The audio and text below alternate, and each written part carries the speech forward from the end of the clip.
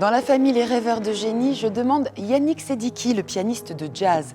En intégrant le mapping lors de ses concerts, le musicien propose un regard sonore. C'est un spectacle musical et visuel, mais c'est surtout la promesse de partager la musique avec tous les publics, y compris les personnes qui souffrent d'un handicap auditif. Ce projet a reçu le 2e prix de l'appel à projet lancé par le Crédit Mutuel Nord-Europe et sa fondation.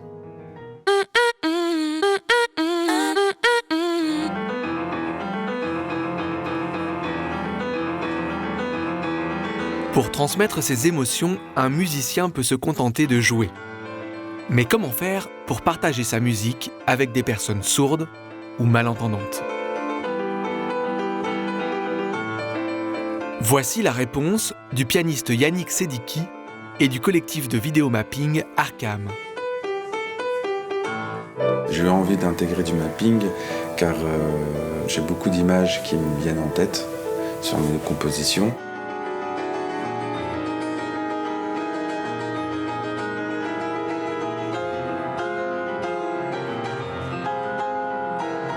Il jouera sur scène et tout autour, on va projeter et faire en sorte de mettre de l'animation pour essayer de faire ressortir le côté poétique de sa musique.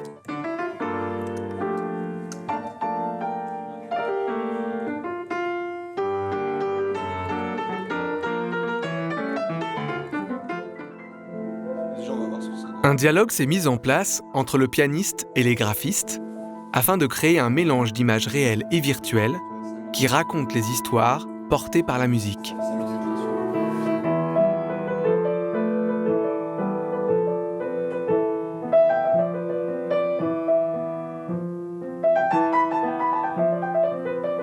pense qu'on a déjà... Ouais, c'est parfait ça.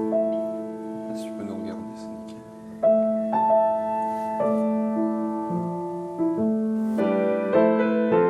Le collectif a donc choisi de filmer le pianiste sur fond vert afin de pouvoir ensuite l'incruster dans les images numériques projetées lors des concerts.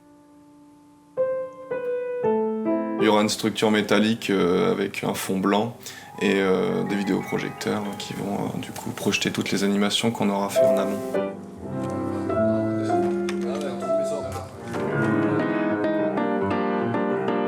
Ils ont aussi placé des capteurs sur le piano pour que les animations évoluent en fonction du rythme et de l'intensité du jeu.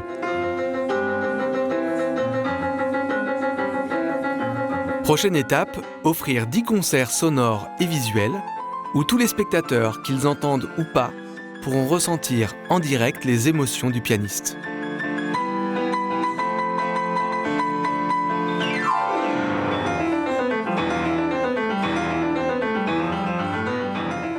Repousser les limites de l'expérience live et pour cela faire appel aux nouvelles technologies, le défi est bel et bien relevé. Déborah Tariel, bonjour. Bonjour.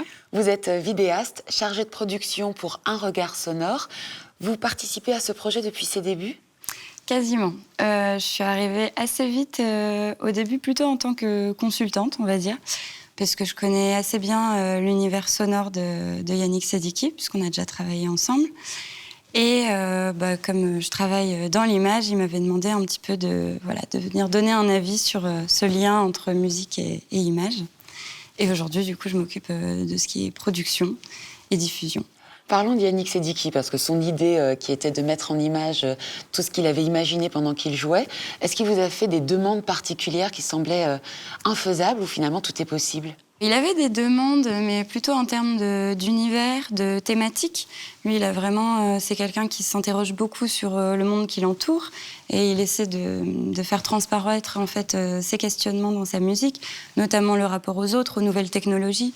Donc, il avait des exigences à ce niveau-là et il est très à l'écoute en fait de ce que les graphistes vont proposer, parce que eux-mêmes ont déjà un univers assez prononcé. Donc voilà, l'idée, c'est vraiment de faire un travail ensemble. Chacun est à l'écoute de l'autre. Alors, pour ce type de mise en scène, qu'est-ce qu'il y a de plus compliqué à mettre en place ? Il y a déjà toute la partie scénographie, puisqu'on crée vraiment une installation sur mesure. Donc, il faut faire fabriquer la structure. Il faut pouvoir faire en sorte qu'elle soit adaptable à un maximum de scènes. Et ensuite, il y a vraiment la partie technique du live, en fait, puisque donc nos ingénieurs travaillent dans le mapping. Ils ont l'habitude de travailler essentiellement sur de la musique techno et électronique, qui ont un côté un petit peu plus prévisible, on va dire. Là, on est dans du jazz, donc c'est une musique très écrite, avec une part d'improvisation. Donc il y a un vrai travail de la part des graphistes de synchronisation en fait, des images en même temps que la musique. Et on peut déplacer ce genre de spectacle? C'est envisageable sur toutes les scènes, par exemple comme ici à Nautilus à Comines? Alors le but, c'est effectivement que ce soit mobile, puisque notre but est de réaliser des concerts dans toute la région des Hauts-de-France. Après, on a quand même certaines contraintes techniques qui font qu'on ne peut pas aller sur n'importe quelle scène, notamment en termes de dimension, puisqu'on a quand même une installation qui fait quasiment 9 mètres sur 5, je pense. Un regard sonore a reçu le 2e prix de l'appel à projet lancé par le Crédit Mutuel Nord-Europe et sa fondation. Cette aide financière, cela va vous permettre de finaliser le projet? Alors ça va nous permettre déjà d'assurer toute la partie création, que ce soit technique, donc avec cette structure, cette scénographie. Ça nous permet également d'assurer déjà plusieurs dates en région. Et on cherche tout de même d'autres financements pour pouvoir donner une longévité à ce projet, une portée encore plus importante. Et c'est un projet en fait qui peut vraiment évoluer autant en termes techniques qu'en termes de territoire. Est-ce qu'on a une date à proposer au public pour découvrir un peu plus maintenant un regard sonore? Là, on a donc une date le 19 septembre au Théâtre Charcot de Marcq-en-Barœul pour la présentation, en fait, le lancement de la saison culturelle de Jazz en Or. Donc ce ne sera pas le live dans son intégralité, mais cette fois-ci avec la scénographie définitive et donc la version finale du projet. On sera privilégiés, je pense. Merci beaucoup, Déborah. Je vous en prie.